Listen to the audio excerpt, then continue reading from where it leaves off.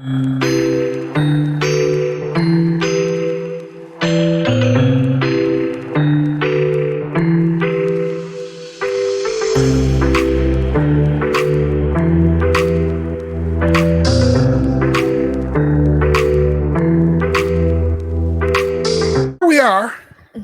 in the room In the room. where we, Make room to hear each other's hearts. and man, am I so excited about what you're going to hear from our hearts today.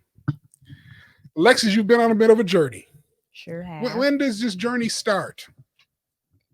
I guess in the 8th grade when I decided I wanted to be a physical therapist. A physical therapist. Mm-hmm. So now tell me, how is that journey going? Well, tell me about the journey. So the journeys, it had ups and downs. It was a long journey. I felt like it was a really long journey. But like in 8th grade, when I decided I wanted to become a physical therapist, we had like a career day at school, and like the therapist came in and talked to us about his profession and like the way he described everything, and like how like his like whole like demeanor changed when he was talking about like the different patients he encountered and just the relationships he built and like having to help people all day and just seeing like their journey and their success from him helping them. It was just really inspiring. I was like, wow, that'd be a really cool profession to do. So I was like, yeah, that's what I wanted to do. So throughout like basketball, like I had PT for my shoulder, and then went to college. I was on the pre-PT track my first 2 years, and then I ended up transferring schools my junior year, and then going into my senior year. No, I guess my second semester of my junior year, my advisor, he had me come in like to pick my next classes for the next semester, and he was like, Alexis, I think you should change your track and not be pre-PT anymore because your GPA is like not the best, and I don't think you're gonna be competitive enough to get in. And so basically he told me to change my major, but like my track. So I wasn't pre-PT anymore. I changed it to like basically teaching and coaching. And yeah, so I did that and then graduated. So Mm-hmm. so so so I know a little bit about your story, so I'm going to fill in some of these holes because really, really important. 8th grade, you fall in love with the profession, Mm-hmm. and then you had that shoulder issue.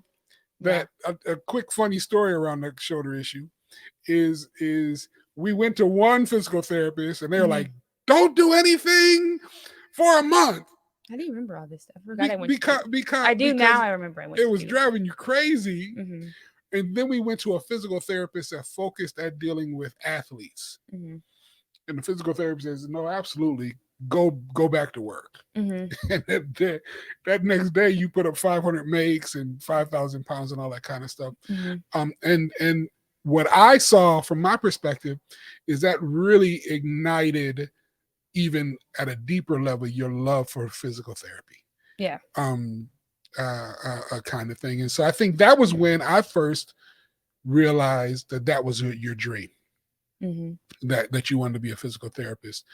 And we were working with the Spurs physical therapy team and all that kind of stuff, and so that worked good. And then in your the summer of your senior year, you blew your knee out. Yeah.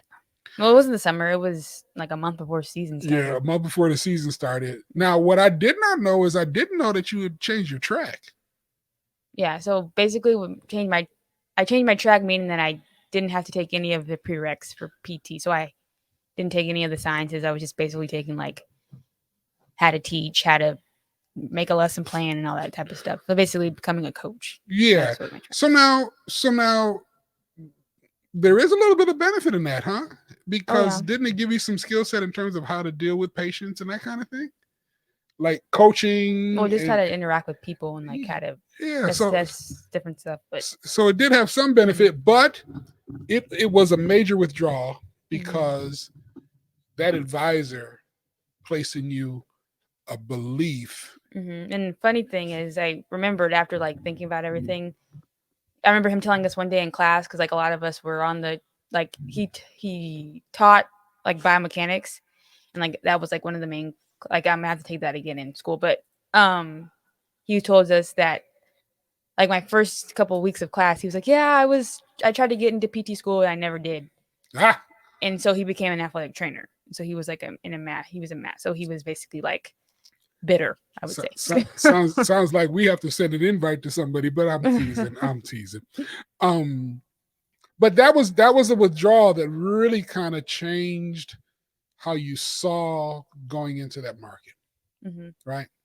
And so today's episode, we really want to entitle it "Deposits and Withdrawals," and uh, we want to talk about how that one withdrawal from one advisor Mm-hmm.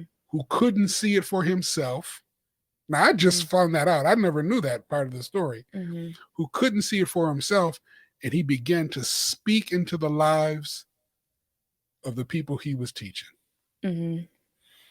And so you graduate, Yeah. you got your kinesiology degree of science of kinesiology. Is It's it? Is just that a Bachelor of Science. Bachelor of Science, kinesiology? Mm-hmm. And your first job, you do what?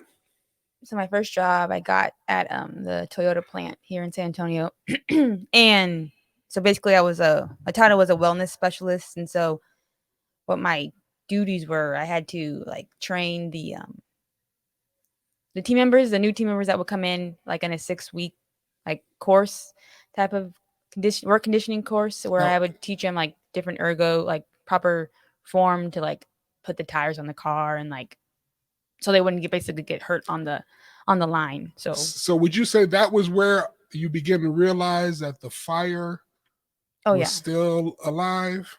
yeah, because like also on top of that, like I would do like basically like personal training, and so like they would come in like they wanted a certain goal, and I would help them like basically get to that, and they're like, "Yeah, Alexis, you're great at this," and like they were also like motivating me to like I would tell them like I really wanted to do like physical therapy, and they're like, "Yeah, like you're great, like you should do it," and so that's what basically got me back into the mindset of wanting to be a physical therapist. Oh, so the Toyota place started fanning the flame, Mm-hmm.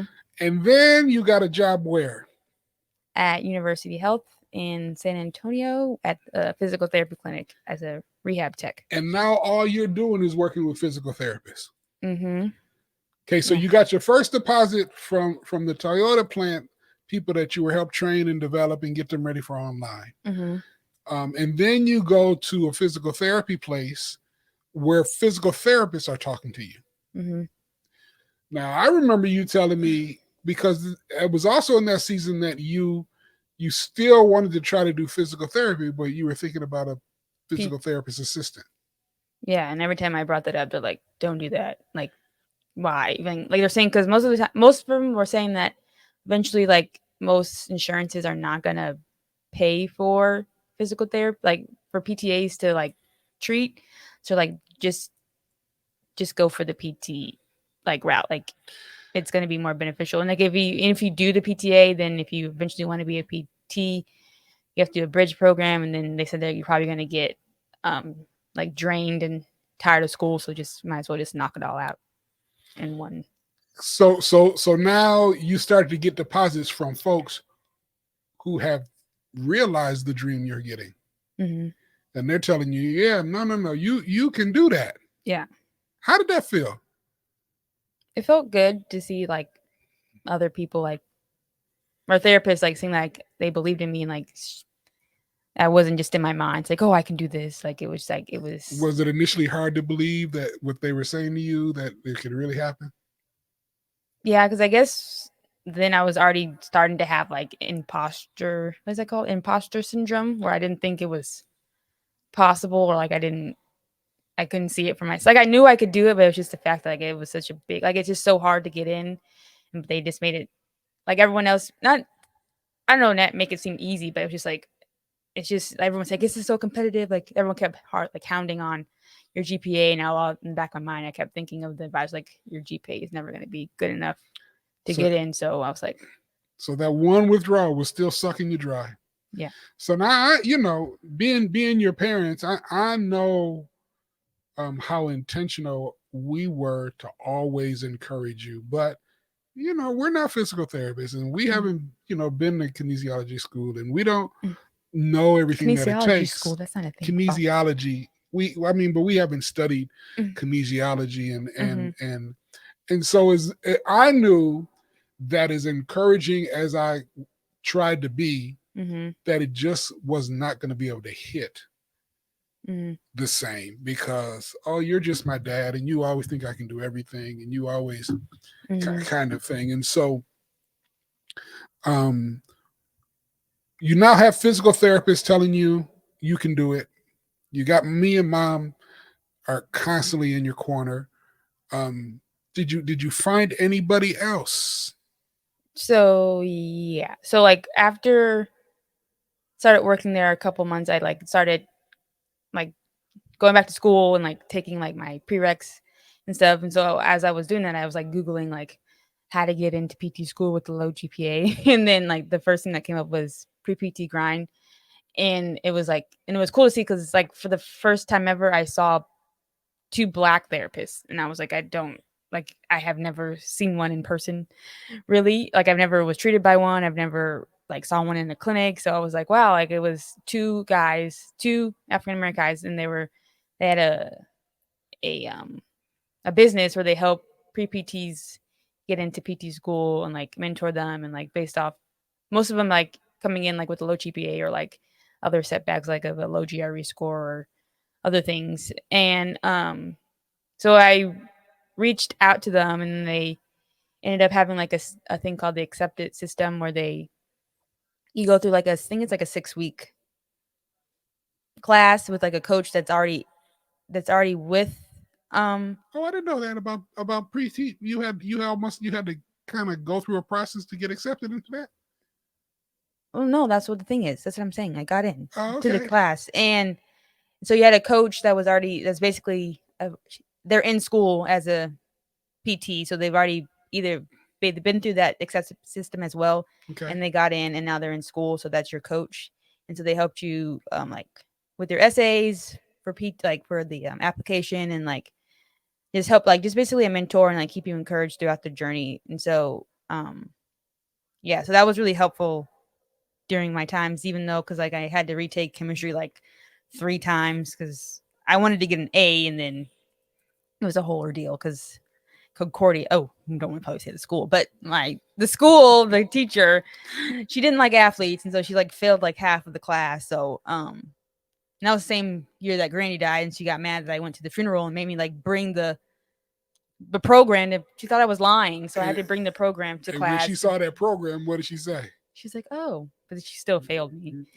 But but yeah, so yeah, that PT grind was really helpful, and they were really encouraging. And throughout my whole journey of the last 4 years, they've been because all I see is like I follow them like on Instagram, and you just see so many people like getting in, and it's just encouraging. Even though it was kind of getting kind of jealous at times, like oh, when is it gonna be my turn? But yeah, it was still encouraging to know that like you just got to keep waiting, and then they're everything.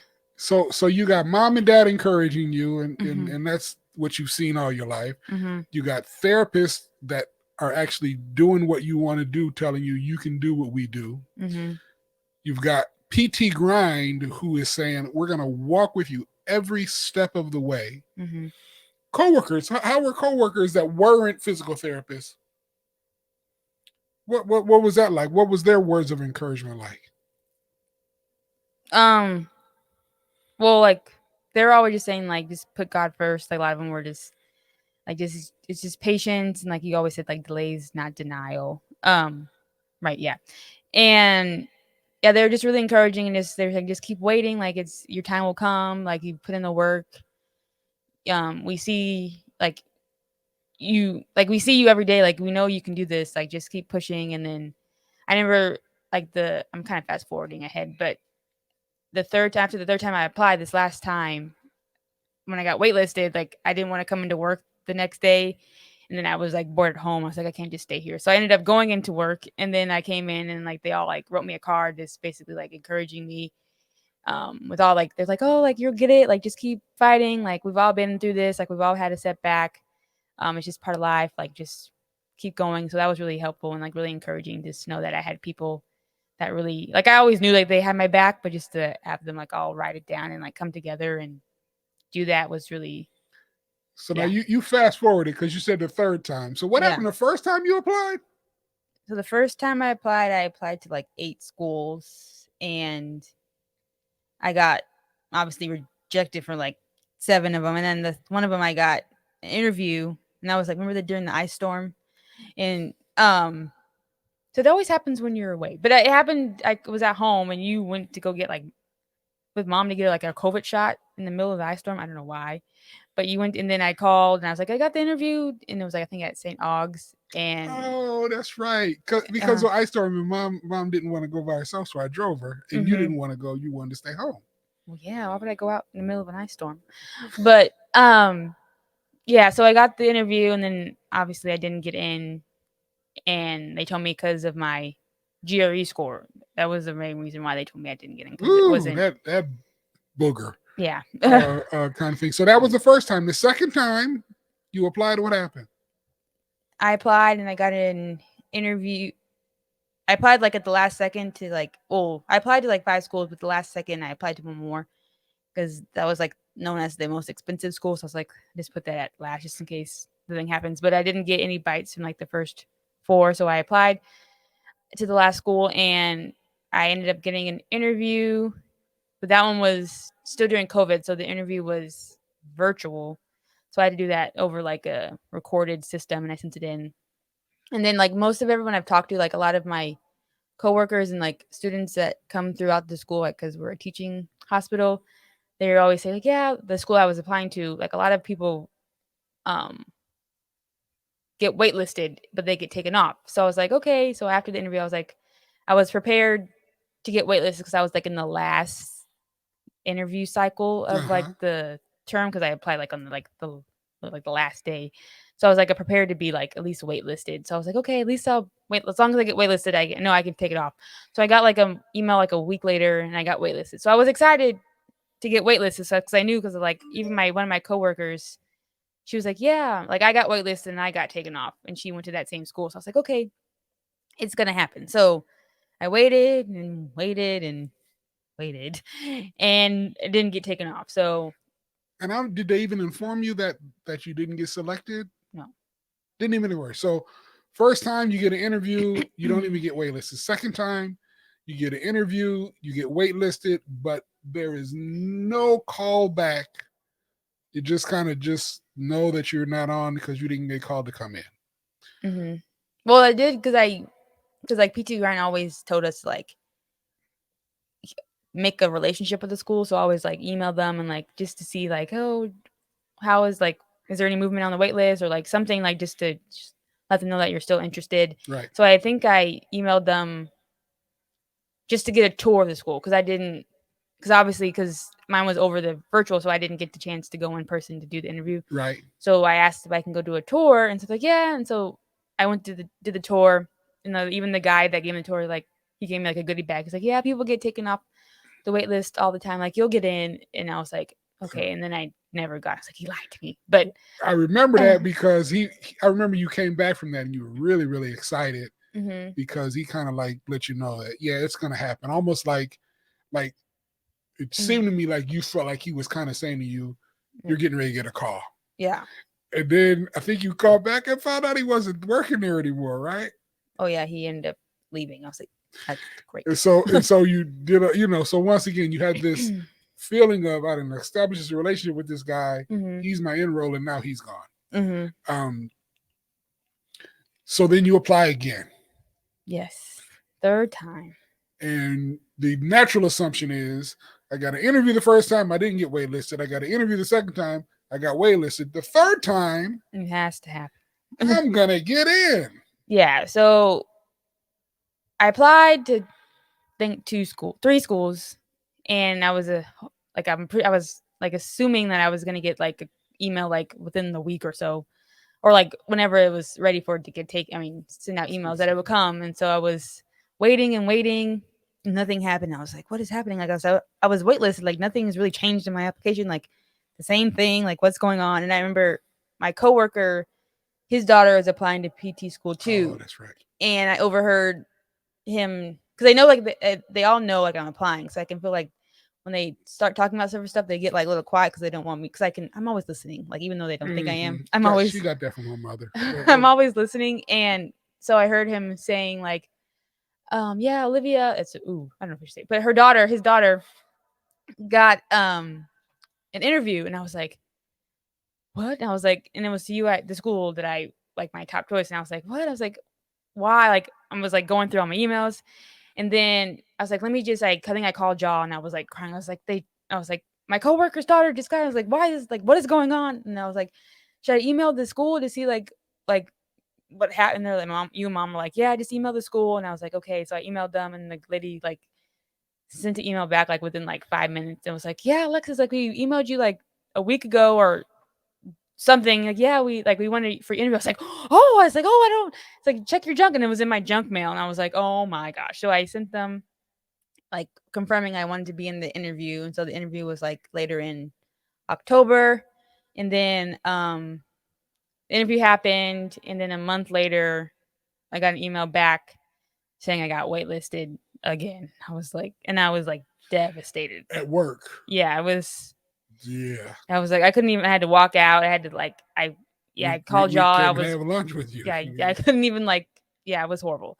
So like I was, and then it wasn't as bad because then I found out that my coworker's daughter got waitlisted too. So I was like, it's okay, but like it's all good. So I wouldn't feel like as bad because it was her first time applying and it was my third. So I would have been like even more crushed if she got it on the first time. Because But like, now I remember that was the moment that we really started having a conversation around, okay, this is bigger than just this application process.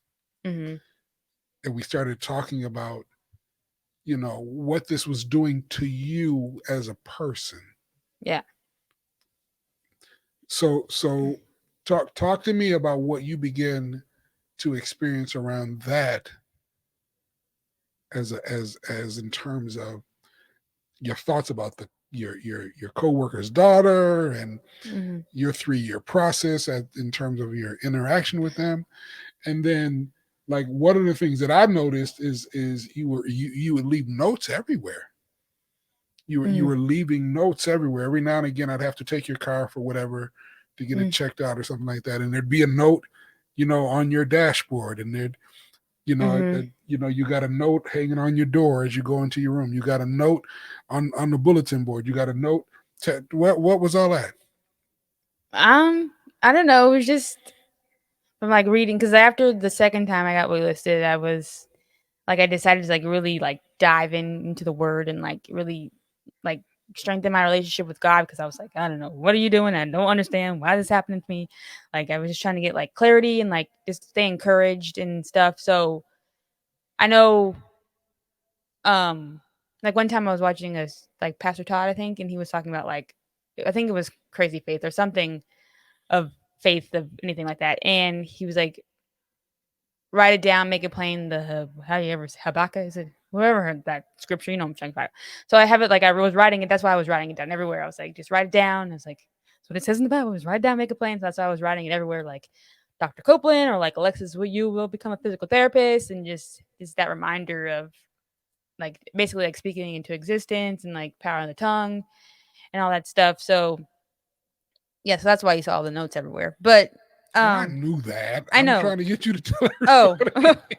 everybody else. I had the conversations with you. But yeah, so like during those time, like my just relationship with God, like it got really strong and like really, it was because I just kept asking like why is this happening? Like why am I waiting so long? Like I've done like the stuff I put in the work, like I just don't understand why you I'm still waiting. I just don't understand. So I kept like I even had like stuff at work. I had sticky notes of like because I had like a lot of anxiety during this time. Like I just didn't know like I was really like comparing myself to a lot of people. Like I'm not where I want to be in life. Like it's I don't know what is gonna happen. Like to the point where like I didn't want to like be here anymore. I was like it was just really weighing on me. I was like, why is like I'm a good person. Like I guess don't understand like why it was happening. So I was just really I don't know, but like still staying in the word. It kept me encouraged, and then like obviously talking with you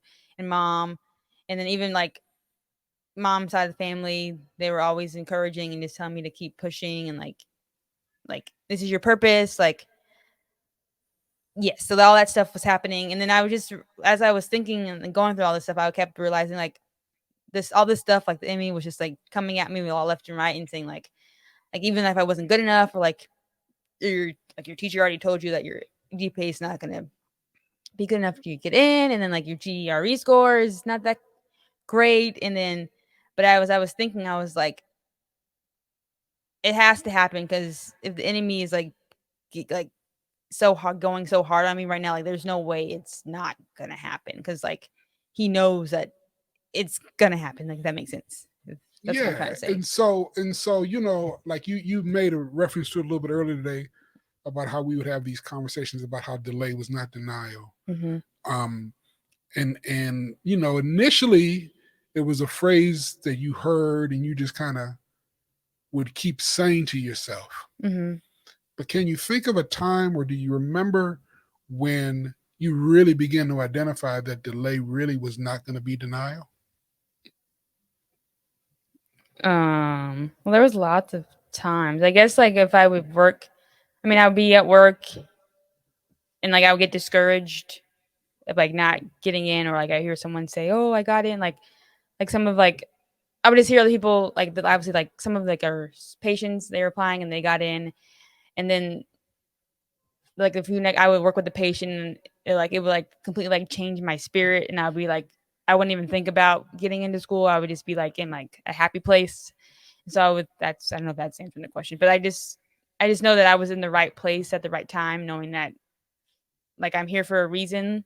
Like I'm here working with this patient for a reason. So I know like I just have to wait. Like it's just a matter of time. So Yeah, and I remember, once again, you would text us every now and again how you were feeling, or we would, just kind of, get into conversations about how you were feeling, mm-hmm. kind of thing. And I don't know if you noticed it, but towards the end, you started tapping in more and more to what you just said in terms of your happy place, Mm-hmm. like when you felt like you were practicing your purpose, Mm-hmm. you it would change your disposition, Mm-hmm. kind of thing. And so, I remember you saying one time that, you know, up until now, you felt like everything kind of came easy for you. Mm-hmm. But you begin to identify that this process, you felt like it was you and God, not you, mom and dad and God, Mm-hmm. but you and God. Yeah. How valuable has that been now that you have gotten your acceptance letter and you're on your way to PT school? How valuable is that in comparison to wanting to even just get in? It's kind of not shocking, but it's still like wow, like I'm in like in a still like in a state of awe type of feeling. But it's great.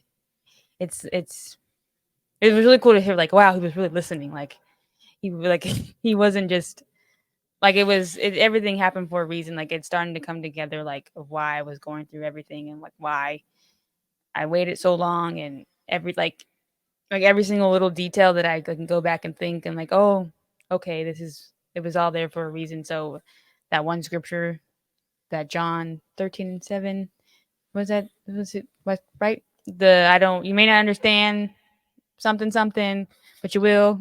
Right? Is that the words? You'll have to look that one up and get it to memory. Um, but once again, um, we would have a lot of talks about the Southern. Matter of fact, if you go back and listen to the early episodes of The Room, um, I remember saying on one or two occasions, you could get the call tomorrow Mm-hmm. and be off the wait list. Yeah. Like you could get the call tomorrow, Mm-hmm. kind of thing. And so just kind of watching you, like you say, walk this journey with God for yourself, Mm-hmm. and have the support that we had, for you. Um, for me, it got to the point that I didn't care whether or not you were getting in. One, I knew you were getting in, Mm-hmm. but two, I was so excited because I could see you were getting so much more Mm-hmm. than what being a physical therapist is going to do for you. Mm-hmm. Like our anchor scripture at PWC is, Seek first the kingdom of God in all and of his his righteousness, righteousness, and And everything being else able gets to. added. And Mhm. so to me, it started to feel like physical therapy was being an added thing. Mhm. And you were really getting what God was trying to give to you, which Yeah. was a deeper relationship with Him. Mhm. Yeah. Um, so then you had the suddenly moment.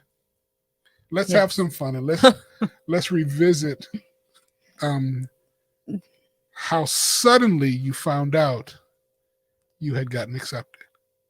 So it was a Tuesday, and I was driving home from work, and I was actually like ordering food on my phone, and I think y'all were going to go like get some clothes altered or something. Mm-hmm. And so I called y'all. I said, "Can you pick up?" Because you were like near the place. And I said, "Can you pick it up on your way back?" And so I finished like submitting my order, and then I was gonna put my phone back. I was kind of texting while driving. Don't do that. But I was putting my phone back like on the little stand thing, and I got like a notification on my email saying congratulations, and I was like, for what? Like my food order? Like I don't understand. So I opened it and it was like, congratulations, Alexis, you've been accepted into the. I was like, I didn't even like finish reading the rest of the email. I was like, and then I picked up the phone. I called you back and I was like, I got in. I got in. You're like, what? And then I was crying and I was like, I don't even know how I made it home because I was like, I was in traffic and so I was in stop and I don't know how. It was grace of God because I was like, I couldn't even. Yeah, I think my eyes were closed for a lot of that ride. And I could barely understand a word you were saying as you were screaming. And I honestly, like, and I and I don't know how I finally heard I got in, Mhm. and I was like, "You got the acceptance?" And you said yes. I was wondering why y'all kept because in my mind I felt like it was clear as day, Oh, but you kept absolutely not. because It you kept was saying what happened. I was like, I'm telling you, I got in, but I was yeah, all but I you could were hear was. screaming it at the top of your lungs and squealing, and we knew you were driving because you Mhm. had just called us about the deal, and Mhm. so Alisa saying, "Did she get in an accident? Did she get into an accident?" So finally, we realized it, and thank God we weren't driving. We were at the location, and so we canceled that appointment. We said, "Hey, we'll be back later," and we came and got you.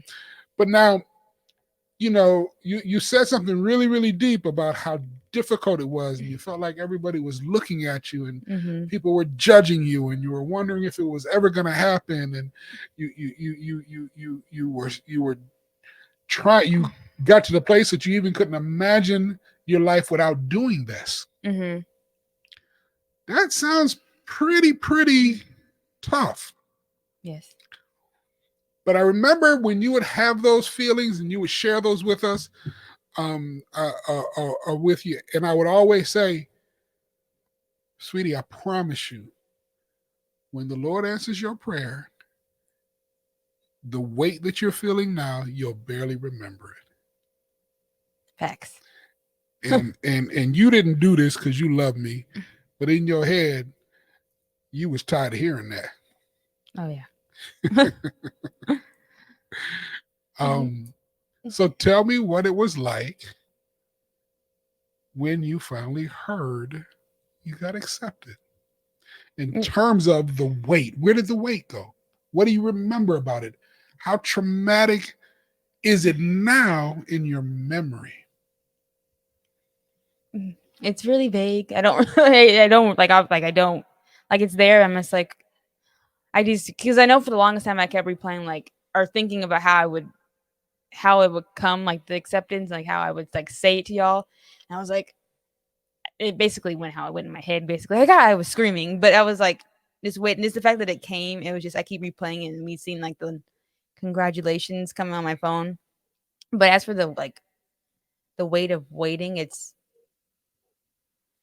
like it didn't seem that long now. I mean, even though it was, it's like it was. Yeah, it was. It doesn't seem as dreadful as it did when I was going through it. It's But like, and I will tell you, as walking with you, um, I felt every bit of it. My mom and I felt every bit of it, and you know that. mm-hmm, Um, but the other thing was, as excited as that I was that you were building your relationship with God, mm-hmm, right? can I tell you the agony of not being able to help? I mean, I could help as much as I could, continue to encourage you, continue to remind you, listen, God is going to do this. And we're going to be with you every step of the way. But it was agony for Mom and I to see that wait for you. And just, we had to believe God with you. Was yours and Mom's faith tested as much as mine? I'll say this, that you would say, I think I'm going to do PTA, or there'd be some program for you're good with computers or security and stuff like that, and there would be this, well, maybe cybersecurity. Every now and again, Mom might, you think she'd like that, and it got to the place that in the last 2 years, probably closer to 3 years, Mom and I said, no, she heard from God, and we're gonna stay right with her on this track. And so,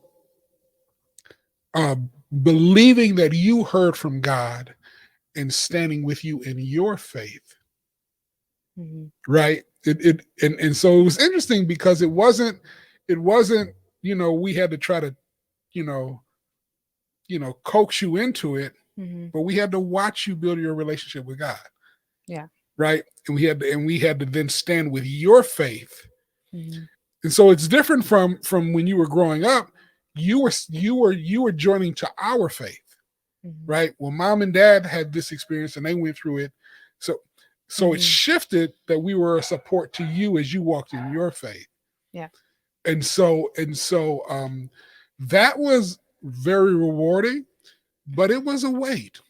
Like, it was a real weight for us. And as a father, it ate me up inside when you would have the setbacks. Even though I knew delay was denial, it would hurt my heart. It would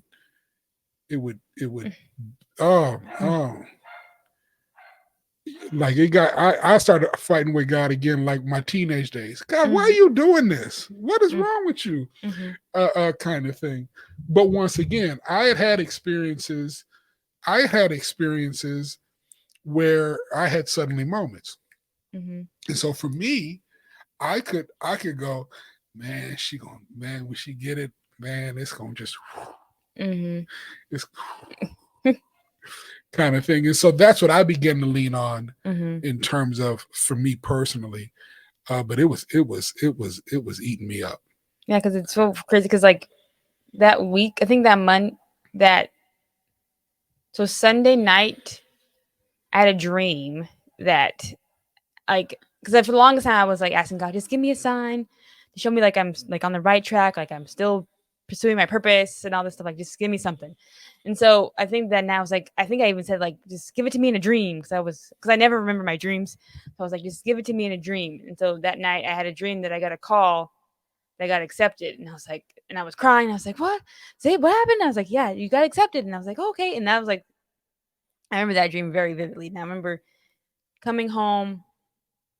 I think I told Mom either Monday night, and that Monday night, I mean, that day at work, I went to work and I asked one of my coworkers. I was like, had a backup plan of still going PTA, because like the application cycle was about to close. So I was trying to get all my stuff together. And even that Friday, I was like planning to take like the test to get in for PTA school. And so that happened. And then that Tuesday, I got the email saying I got it. And I was like, oh, yeah, it was really, I was like, wow. And it was so funny. We had family and friends that we had talked to, and folks was calling and emailing and all that kind of stuff. And so we trying to do all we can to all we can, and then just like that, that weight was lifted. And so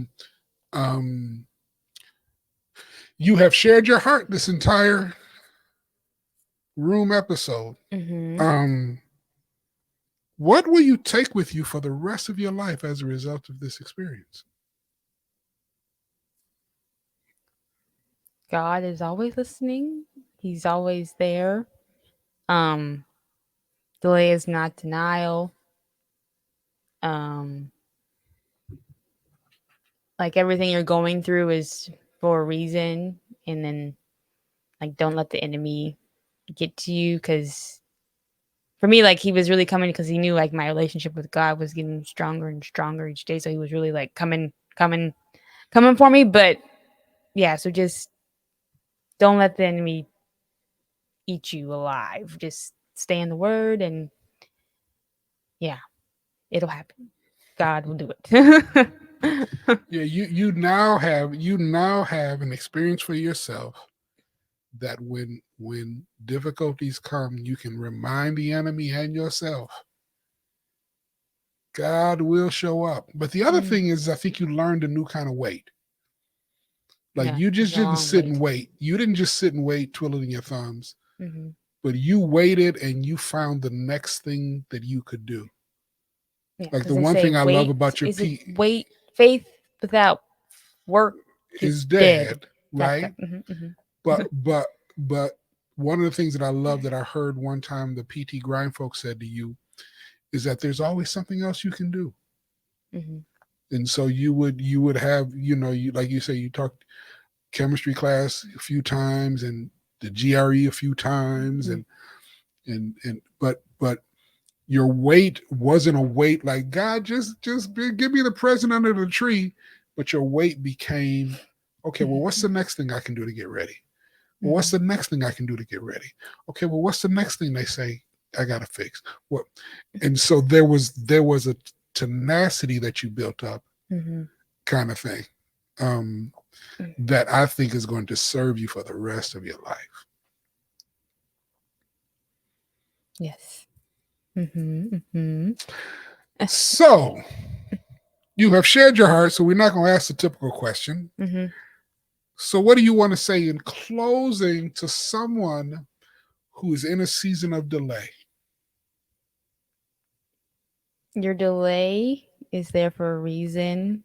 God is trying to show you something, or he's trying to come closer to you like as he did with me. Delays, now I can say, are a good thing, because um there's something bigger and better like beyond it. So just keep waiting, keep praying, keep bringing, make sure you have a good like support system around you and a good community, because that's a big part. But delay is a good thing. Maybe people think that it's not. It's really a good thing. So Well, and from a spiritual mm, standpoint, I love what you're saying, that it really is a good thing. But I love the fact that you also really have digested the fact how important it is of your support system around mm-hmm, you. Because I would say in the beginning you kind of wanted to prove to everybody, and mm-hmm, then you begin to realize I need mm, y'all. mm-hmm, I need the card with the encouragement, and I mm-hmm, need to be able to text mom and dad, and I need mm-hmm, to, call PT Grind every now and again. And mm-hmm, so understanding that, like the word says, it's not good for us to be alone. We're not supposed to try to go through this world alone, mm-hmm. conquering the issues and the tragedies of life and the struggles of life, kind of thing. And so once again, I think that's another thing that you'll take with you for the rest of your life. So that has been another episode of The Room, The where, room. We make room to hear each other's hearts. so until the next time, Peace. peace.